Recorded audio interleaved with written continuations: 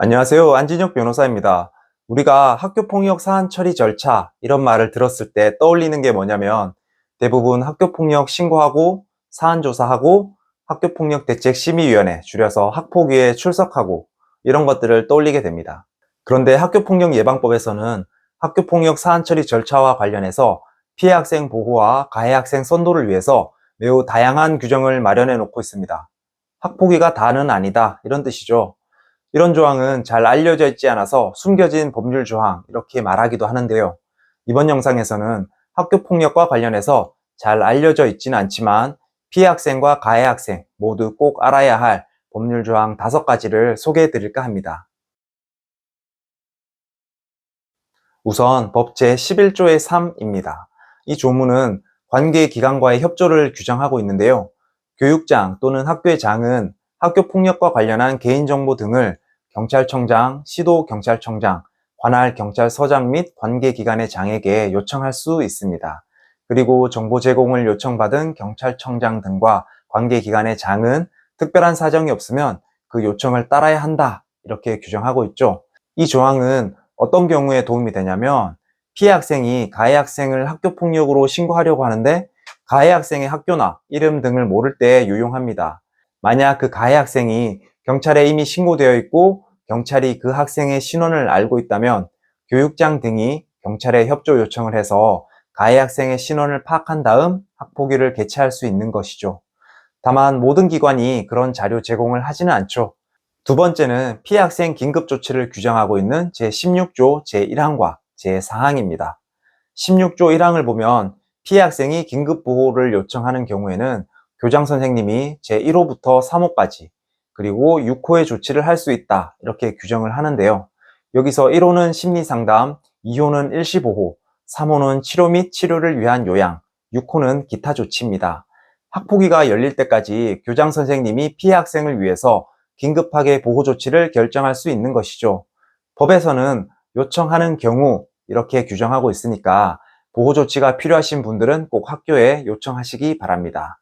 그리고 16조 사항은 1항의 조치 등 보호가 필요한 학생에 대해서 학교의 장이 인정하는 경우 그 조치에 필요한 결석을 출석 일수에 포함하여 계산할 수 있다. 이렇게 규정하고 있습니다. 피해 학생이 긴급 조치나 보호 조치 등으로 학교에 나가지 못하면 자칫 결석이 될 수 있는데요. 교장 선생님이 인정하는 경우에는 결석을 출석으로 인정할 수 있다는 것입니다. 피해 학생이 알아두시면 좋은 규정인 것 같습니다.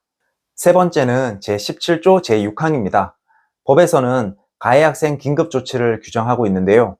가해 학생 긴급 조치는 학폭위가 열리기 전에 임시 조치로서 교장 선생님이 내리는 조치죠. 가해 학생 긴급 조치 중에서 1호, 3호, 5호, 6호, 7호는 교장 선생님이 알아서 재량으로 내리는 조치입니다. 그런데 학교폭력 피해는 심각한데 교장 선생님이 6호 출석 정지나 7호 학급 교체를 내려주지 않는 경우가 있습니다.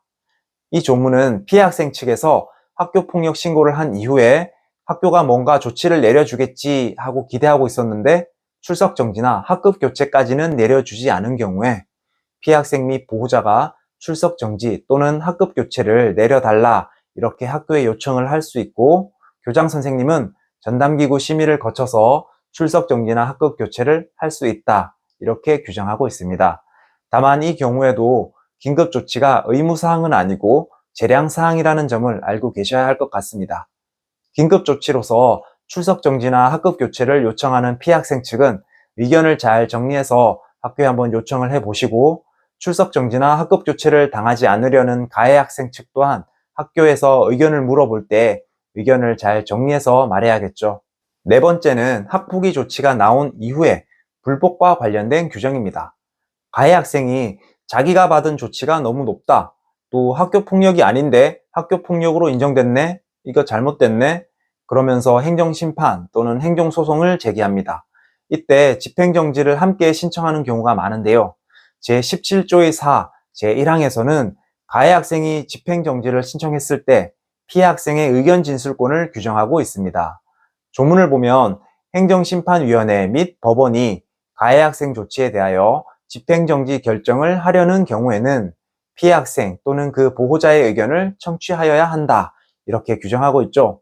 그래서 행정심판위원회나 법원에서 의견 진술 절차에 관해서 우편을 보내면 피해 학생 측에서 안내문에 나와 있는 방법 중에서 의견 진술을 어떻게 할지 선택하시면 됩니다. 다만 피해 학생 또는 그 보호자가 의견 진술의 기회를 포기한다는 뜻을 명백히 표시하게 되면 의견 청취를 하지 않을 수 있습니다. 이 조문은 최근에 피해 학생을 위해서 신설된 조문이죠. 자, 이제 마지막으로 5번째는 분쟁 조정과 관련된 제18조입니다. 학폭위는 피해 학생 보호 조치와 가해 학생 선도 조치를 내린다. 이건 모두 알고 계실 겁니다. 그런데 학폭위는 분쟁 조정 기능도 가지고 있습니다.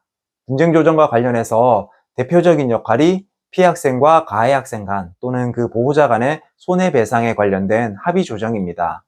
즉, 가해 학생이 피해 학생 측에 손해배상을 해주기로 일단 얘기는 됐는데 금액을 얼마로 할지 합의가 되지 않는 경우에 학폭위가 합의 금액에 대해서 조정을 해줄 수 있습니다.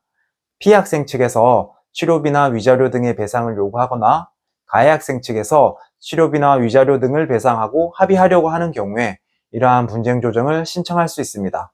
이 조항은 손해배상 합의를 통해서 사건을 원만하게 해결하려는 가해 학생과 피해 학생 측에게 실질적으로 도움이 되는 규정인데요. 다만 학교폭력 사안 처리 가이드북에는 분쟁 조정이 성립되었다 하여 심의위원회를 개최하지 않거나 가해 학생에 대한 조치를 하지 않는 것은 아니다.